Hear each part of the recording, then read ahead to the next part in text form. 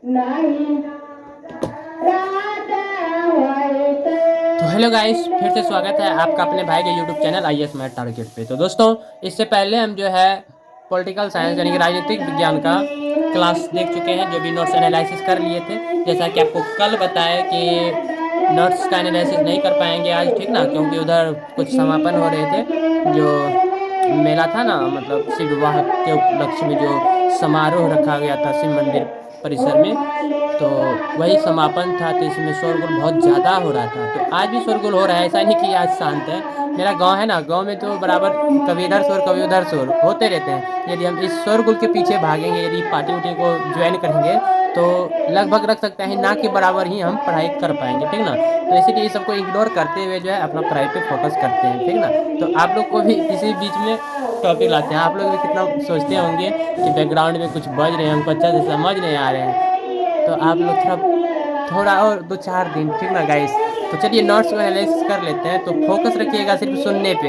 यदि बैकग्राउंड का सुनिएगा तो बस ऐसे लाइफ में हमेशा डिस्टर्ब करने के लिए कोई ना कोई रूप से कुछ ना कुछ होते रहते हैं। तो उस डिस्टर्ब को जो कर रहे हैं उन पर ध्यान नहीं देना चाहिए, कि वो तो उनका तो काम है और अपना काम है आगे इग्नोर करके चलें, ठीक ना। तो इसलिए चलिए एक तरफ से मोटिवेशनल भी हो सकता है, लेकिन इसमें मोटिवेशन की अभी अपने लोग को आवश्यकता है नहीं, कहे कि स्टडी से ज़्यादा कोई मोटिवेशन नहीं है। बस मन में यदि उतर जाए कि स्टडी करना है तो करना है, तब आंधी आए तूफान आए कोई रोक नहीं सकते, ठीक है। तो बातें बहुत सी हो गई, चलिए नोट्स एनालिसिस करते हैं। तो देखिए, ये जब हम यूपीएससी का IAS फाउंडेशन बेंच जब लिए थे, तो संसद पार्लियामेंट जब देख रहे थे तो क्लास 7 किए थे। तो क्लास 7 से जो हमने नोट्स को तैयार किए हैं, जो अपने कॉपी में तैयार किए हैं, वो आप लोगों के बीच रखते हैं, ठीक ना।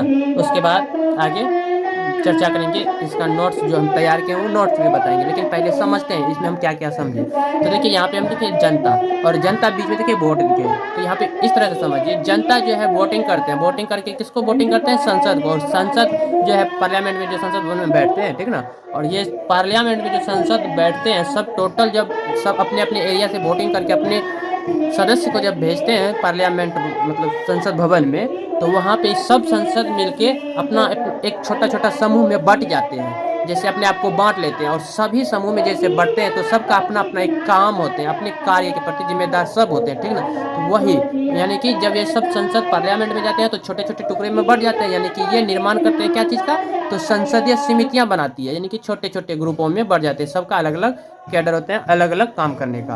और इन सभी समितियों पे नज़र रखने के लिए क्या बनाया जाता है? इसी संसद में से एक नज़र रखने के लिए गवर्नमेंट बनाया जाता है, यानी कि मैन जो आदमी होते हैं जो सभी पे दृष्टि रखेंगे। जैसे PM बना देते हैं या CM बना देते हैं या गवर्नर बना देते हैं। तो भारत में जो भी काम रहेंगे, समितियों के द्वारा जो भी काम किए जाते हैं, तो इन पे जो नज़र रखते हैं PM रखेंगे, राज्य में कौन? CM रखेंगे। अब बात करते हैं, और PM CM और सरकार जो, ये सब किसके प्रति किसको सेवा देते हैं? मदद देना, सेवा देना, सर्विस देना, किसको? जनता को। तो ये पूर्ण रूप से जनता, यानी कि कह सकते हैं सबसे ज़्यादा शक्तिशाली कौन है? जनता। लेकिन यहाँ पे पता चलता है कि जनता को चूज की समितियाँ जो है बहुत कुछ करने लगते हैं। तो जिसको सुधारने के लिए कि बहुत सारा मोटिवेट है, ठीक ना, अभी उतना चीज़ बोलना नहीं है, लेकिन जो नर्स तैयार किए वही बोलेंगे, ठीक ना। तो देखिए, इस तरह से हम इनको समझते हैं। तो जनता वोटिंग करके संसद बनाते हैं, संसद को चुनते हैं, और संसद जो पार्लियामेंट में बैठते हैं, जब सब संसद अलग अलग एरिया से आकर के संसद भवन में सब आपस में मिल करके एक छोटा छोटा समूह बनाते हैं, और सभी छोटा छोटा समूह का जो निर्माण होता है, इन सभी छोटे छोटे समूहों पर नज़र रखने के लिए एक मैन आदमी बनाया जाता है, जिसे कि PM या CM या गवर्नर, सरकार के नाम से हम लोग जानते हैं। और ये सरकार का जो काम होते हैं वो जनता को मदद करना, सेवा करना, सर्विस देते हैं, ठीक ना। इन लोगों को चेक भी करते हैं किस तरह से काम करते हैं या नहीं करते हैं, किस हद तक काम किए या नहीं, ठीक ना। इस तरह से ये सेवा प्रदान करते हैं। तो अब हम बात करेंगे इस वीडियो में समितियां के बारे में, ठीक ना। तो पार्लियामेंट के बारे में हम जान चुके हैं, तो यहाँ पे हम जानेंगे समितियां के बारे में। क्लियर?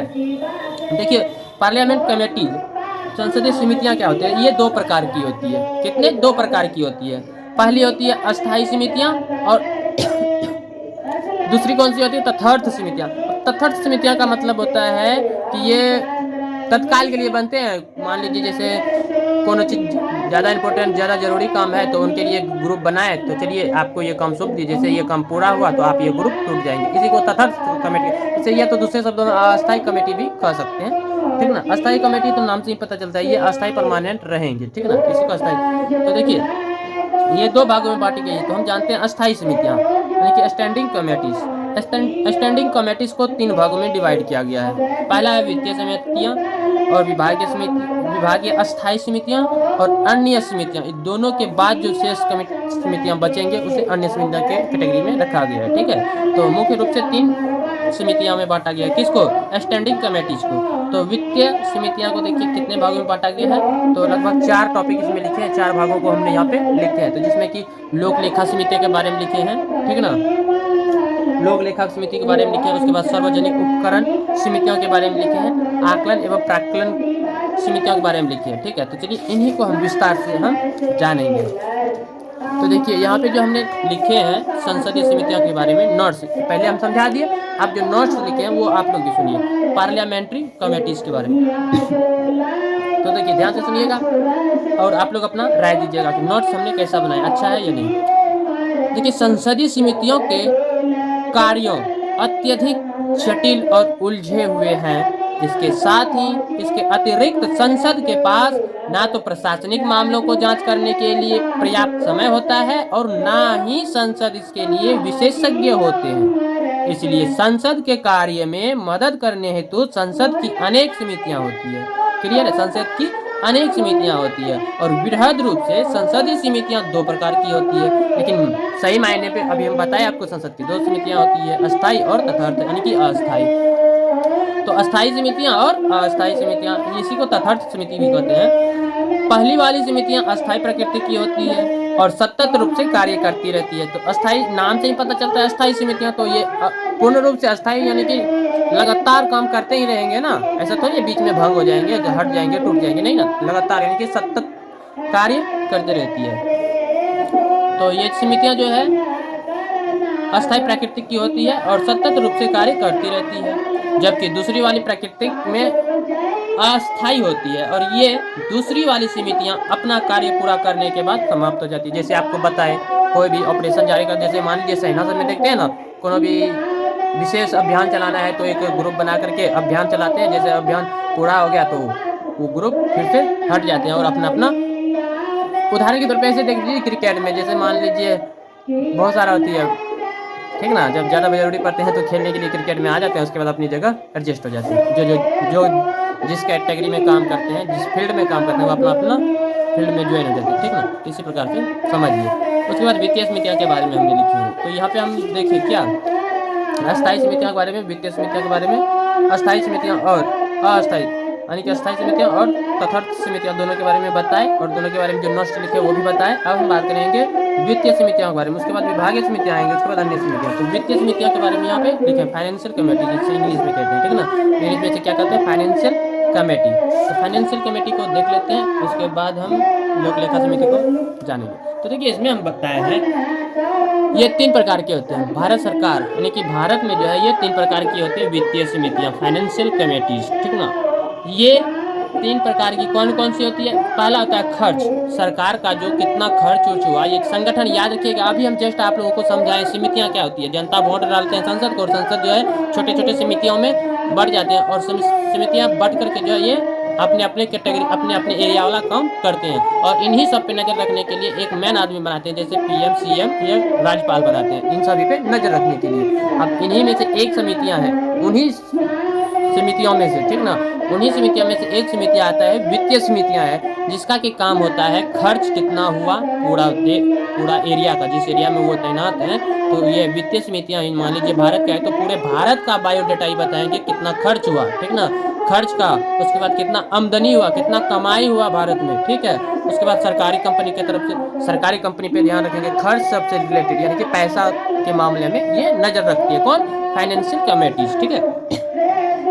तो खर्च में यही याद रखेंगे, विनियोग खातों की रिपोर्ट देंगे, ठीक है ना, विनियोग खातों की रिपोर्ट, और आमदनी में क्या देंगे?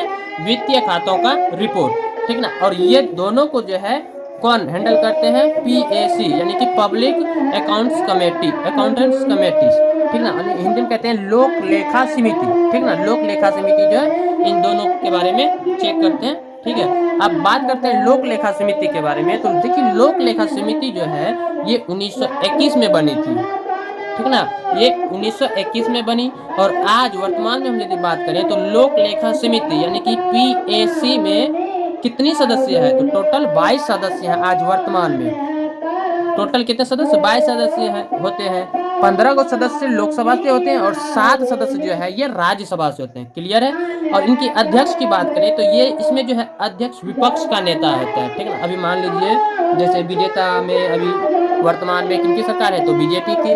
तो इनका नेता कौन होंगे? लोक लेखा समिति का PAC का कौन होंगे नेता? तो विपक्ष का जो होंगे, जैसे कांग्रेस दल विपक्ष से है तो इनका जो नेता होंगे वही होंगे, विपक्ष से ही कोई एक कैंडिडेट होंगे। उसके बाद सदस्यों का कार्यकाल बात करते हैं तो PAC का कार्यकाल जो है ये 1 साल का होता है। ठीक ना? इनके जो 22 सदस्य हैं, इन 22 सदस्य का काम 1 वर्ष का होता है। और इनमें जो है सदस्य जैसे कोई मंत्री बन जाते हैं ना, मान लीजिए जैसे संसद में भेजते हैं जनता के द्वारा जो वोटिंग करके, और वहाँ से जो अप्रत्यक्ष रूप से चुनाव होते हैं तो उनमें से जो बड़ा पद ले लेते हैं, तो आपको बताएं इससे पहले कि उनके किस 5 प्रकार बताए थे ना संसद भवन में सीट जो संसद भवन में जो सीट होते हैं वो खत्म होने की 5 तरीका से। यदि एक अंतिम प्रकार बताए थे, यदि आप या PM CM राष्ट्रपति कुछ भी बन गए तो इस स्थिति में संसद भवन से आपका सीट हट सकता है और वो मंत्री परिषद में मंत्री वाला सीट आ जाएंगे आपको। ठीक है ना? इसीलिए यहाँ पे कहा गया है कि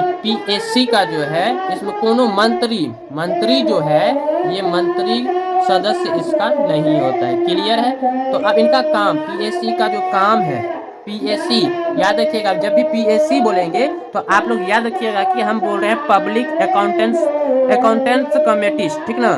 यानी कि हिंदी में कहते हैं लोक लेखा समिति, इनके बारे में बोल रहे हैं। ठीक है? ये शॉर्ट नेम हुआ PAC।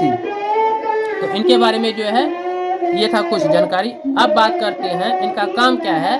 CAG के रिपोर्ट को प्रस्तुत करता है। CAG की तो 2 रिपोर्ट, 1 2 खर्च और आमदनी, ये दोनों रिपोर्ट पे काम करता है। कौन? PAC। तो CAG क्या होता है?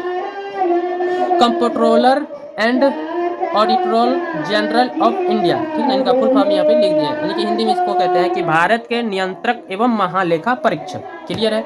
तो CAG की 2 रिपोर्टों की जांच करना PAC का काम होता है। अब बात करते हैं सरकारी कंपनी की। अनुच्छेद 148 में दे रखा है, भारतीय संविधान जो है, भारत का संविधान के अनुच्छेद 148 में दे रखा है ये तीनों की जांच कौन करता है? CAG नियंत्रक एवं महालेखा परीक्षक करते हैं। तो CAG क्या है पता है हिंदी में किसे क्या कहते हैं? तो भारत के नियंत्रक एवं महालेखा परीक्षक, ये तीनों की जांच करते हैं। 2 रिपोर्ट की जांच कौन करते हैं? PAC। और तीनों की जांच कौन करते हैं? CAG। लेकिन CAG के जो ये 3 रिपोर्ट हैं तो इनमें से 2 का जवाबदेही कौन होता है? PAC। और 1 का जवाब ये तो अपने पास रख लेते हैं, यानी कि वो तो तीनों का जवाबदेही है ना। इनसे जब भी पूछा जाएगा ये तीनों के बारे में बताएंगे कौन? CAG। ठीक है? भारत के नियंत्रक एवं महालेखा परीक्षक जो है ये तीनों के बारे में बताएंगे। अब बात करते हैं सरकारी कंपनी के सार्वजनिक उपक्रमों की ये रिपोर्ट देता है। ठीक ना? उसके बाद सार्वजनिक उपक्रम समितियां कब बना? तो ये सार्वजनिक कमेटी जो है इसको इंग्लिश में कहते हैं कमेटीज ऑफ पब्लिक इंटरप्राइजेस।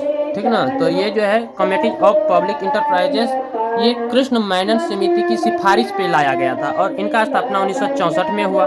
ठीक है? इनमें सदस्य की बात करें तो इनमें भी 22 सदस्य होते हैं, जिसमें कि 15 सदस्य लोकसभा से होते हैं और 7 गो सदस्य जो है ये राज्यसभा से होते हैं। और इनका अध्यक्ष का बात करें तो इसमें जो है अध्यक्ष केवल कहाँ से बन सकते हैं? लोकसभा का सदस्य ही इनका अध्यक्ष बन सकते हैं, राज्यसभा का सदस्य अध्यक्ष नहीं बन सकते हैं। और इनका भी कार्यकाल कितना? 1 वर्ष का होता है और इसमें भी मंत्री सदस्य नहीं होता है। जैसे PAC हो गया ना, लोक लेखा समिति में होते हैं, उसी प्रकार ये इसका भी जो रिपोर्ट प्रस्तुत करते हैं इनमें भी जो है कोई मंत्री इनका सदस्य नहीं होता है। और इनका काम क्या है? CAG के 3 रिपोर्टों की जांच करना। ये तीनों रिपोर्टों की जांच करेगा, लेकिन ये 2 गो रिपोर्टों की जांच करेगा। क्लियर है? इनका क्या काम है? सार्वजनिक उपक्रम समितियों की, यानी कि कमेटीज ऑफ पब्लिक इंटरप्राइज की, ये CAG की 3 रिपोर्टों की जांच करते हैं। क्लियर है?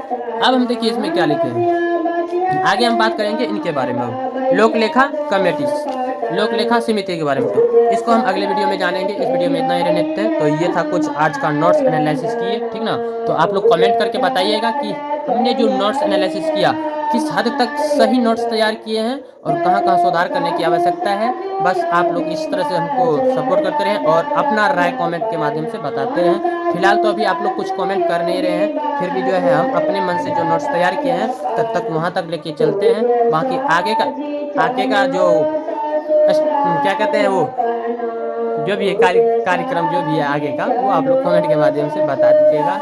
ठीक है। तो यूट्यूब पे डालने का मकसद यही है कि आप लोग कुछ ना कुछ सपोर्ट तो ज़रूर करिएगा। भविष्य में जो समस्या आएंगे उनसे निपटारा पाने के लिए ये बहुत ही फ़ायदेमंद होंगे, ठीक है ना। तो चलिए मिलते हैं फिर अगले वीडियो में। सभी को bye bye, love you bye, good night.